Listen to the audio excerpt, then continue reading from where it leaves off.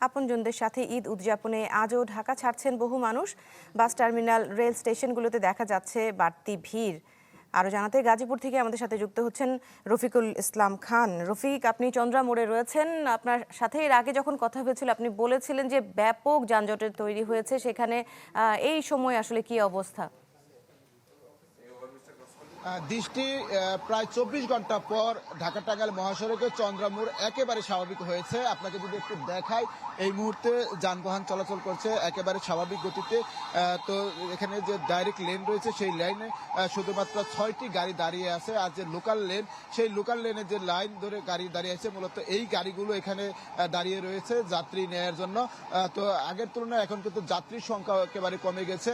এই মুহূর্তে আসলে স্বস্তির খবর হলো, যারা এখন বাড়ি যাবেন প্রিয়জনের সাথে ঈদের আনন্দ ভাগাভাগি করার জন্য, তাদেরকে কিন্তু আর কোনো ভোগান্তিতে পড়তে হচ্ছে না।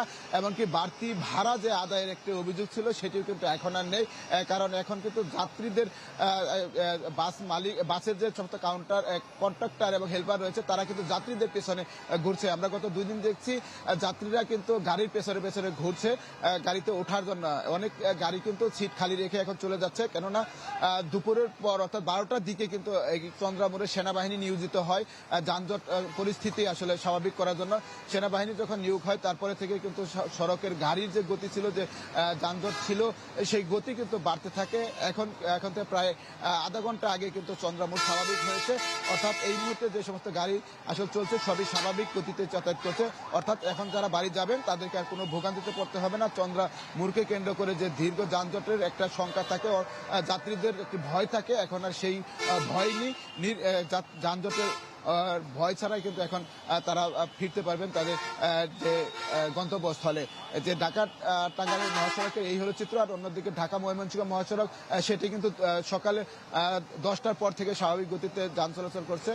তো দুটি সড়কেই কিন্তু আইনশৃঙ্খলা বাহিনীর সদস্যরা নিয়োজিত রয়েছে। তারা যেটি বলছেন, যেহেতু সারাদিন একটি যানজট ছিল চন্দ্রামোড়কে কেন্দ্র করে, এই কারণে অনেকে বাড়ি যায়নি। বিকেলবেলা যারা আসবে তাদেরকেও যেন স্বস্তিদায়কভাবে এই চন্দ্রামোড় পার হতে পারে। রফিকুল ইসলাম খান, ধন্যবাদ আপনাকে আমাদের সাথে যুক্ত হওয়ার জন্য। প্রয়োজনে ফিরবো আবার আপনার কাছে।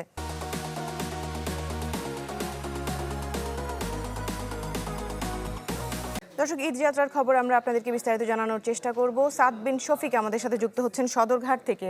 সাদ, সদরঘাটে আপনার পেছনে দেখতে পাচ্ছি মানে ভিড়, অনেক মানুষের ভিড়। কি অবস্থা? কোনো রকম অরাজকতা তৈরি হয়েছে কিনা, যাত্রীরা ঠিকভাবে যেতে পারছে কিনা, সব মিলিয়ে বলবেন।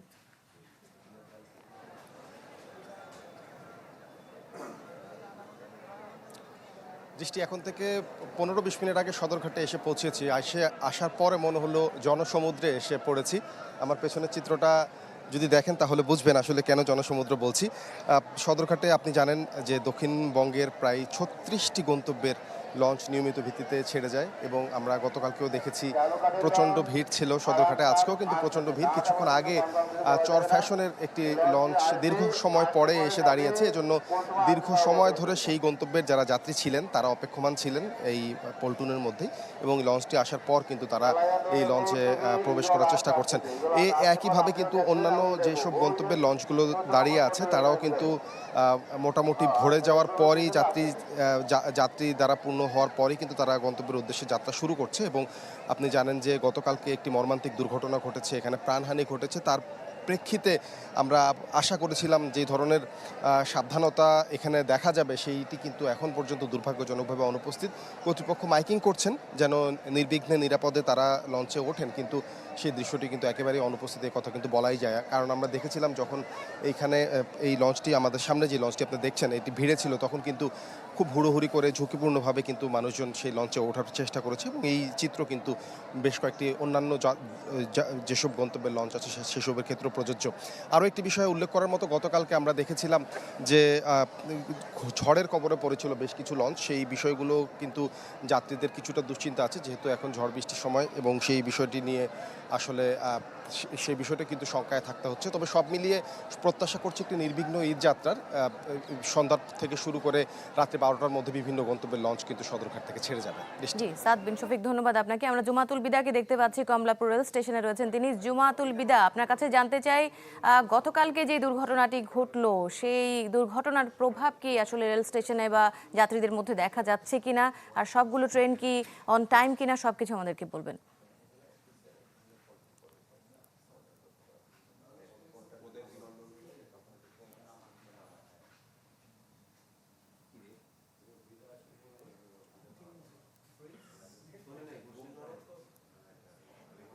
সারা দিন আসলে এই কমলাপুর রেল স্টেশন থেকে কথা রয়েছে 55টি ট্রেন ছেড়ে যাওয়ার, এবং এখন পর্যন্ত 32টি ট্রেন ছেড়ে গিয়েছে। গতকাল লাইনচ্যুত হওয়ার যে ঘটনা, এরপরে নীলসাগর এবং একতা এক্সপ্রেসের যেই শিডিউল বিপর্যয়ের কথা বলা হচ্ছিল, ইতিমধ্যেই কিন্তু সকালবেলা 22 ঘন্টা বিরতি শেষে অর্থাৎ দীর্ঘ 22 ঘন্টা চেষ্টার পর লাইনচ্যুত সেটি কিন্তু ট্রেন চলাচল স্বাভাবিক করা হয়েছে। 11টা 20 মিনিটে এটি নীলসাগর কিন্তু রওনা দিয়েছে, এবং কথা রয়েছে যে 4:30 নাগাদ একতা এখান থেকে অর্থাৎ কমলাপুর স্টেশন থেকে ছেড়ে যাবে। এখন পর্যন্ত আমরা দেখতে পাচ্ছি স্টেশনের বিভিন্ন যে প্ল্যাটফর্মগুলোতে রয়েছে, সেই প্ল্যাটফর্মগুলোতে সাধারণ মানুষ যারা ঘরমুখ, তাদের এক উপচে পড়া ভিড় বলা চলে। উপচে পড়া মানে হচ্ছে সংখ্যায় অন্যান্য সময়ের তুলনায় বেশ দেখা যাচ্ছে, কিন্তু খুব স্বাভাবিক নিয়মে তারা আসছেন, এবং এখন পর্যন্ত ভোগান্তির কোনো তথ্য তাদের মুখ থেকে শুনিনি। তবে তারা বলছেন যে